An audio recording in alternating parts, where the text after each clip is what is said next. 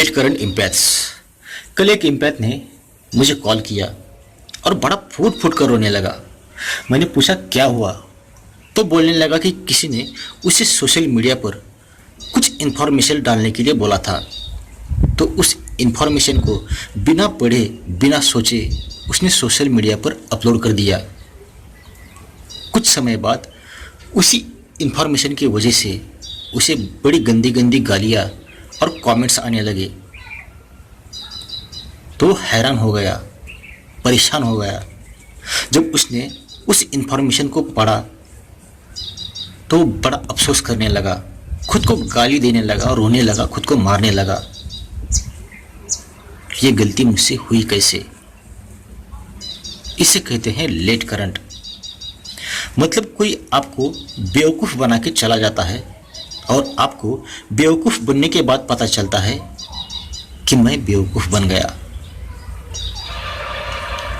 Late current एक ऐसी गाली है जो अक्सर नार्सिसिस्ट अपने इम्पैथ्स को देते हैं, और इनका ऐसा कहना बिल्कुल जायज़ है, 100% सच है।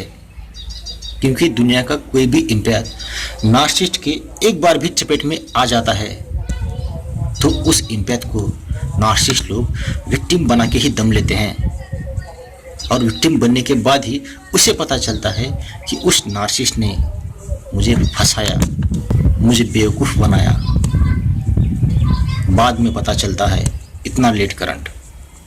कोई इम्पैथ्स इतने लेट करंट होते हैं कि एक नार्सिसिस्ट के साथ 10 साल 20 साल 50 साल रहने के बाद उनको पता चलता है कि सामने वाला पर्सन नार्सिसिस्ट है या टॉक्सिक है। इतना लेट करंट। अब आप ही बताओ, नार्सिसिस्ट लोगों का आपको लेट करंट कहना कहाँ गलत है?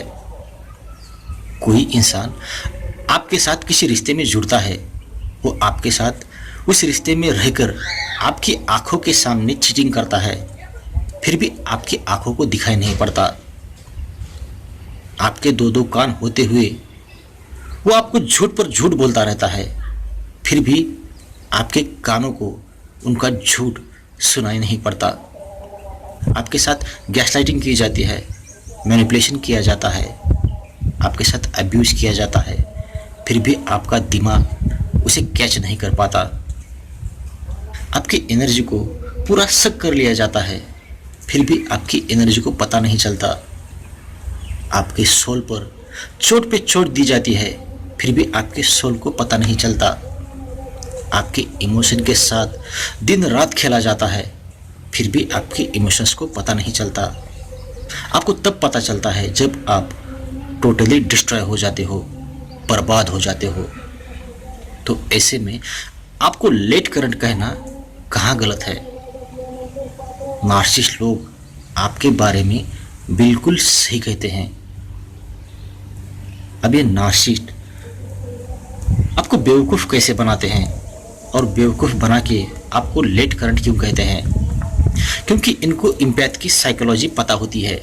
उनको पता होता है कि आपकी कमज़ोरी क्या है, आपका वीक पॉइंट क्या है, और उसी वीक पॉइंट को दबा के ये लोग आपका फ़ायदा उठाते हैं।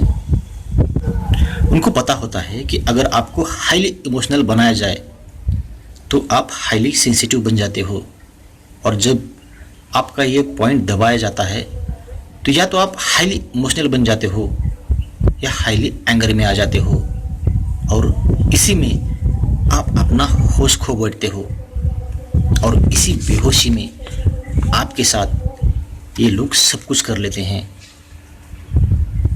और होश खुलने के बाद आपको पता चलता है कि मैं लुट गया, बर्बाद हो गया। ये हो गई इसकी एक साइड। इसकी और एक दूसरी साइड होती है आपका भोलापन।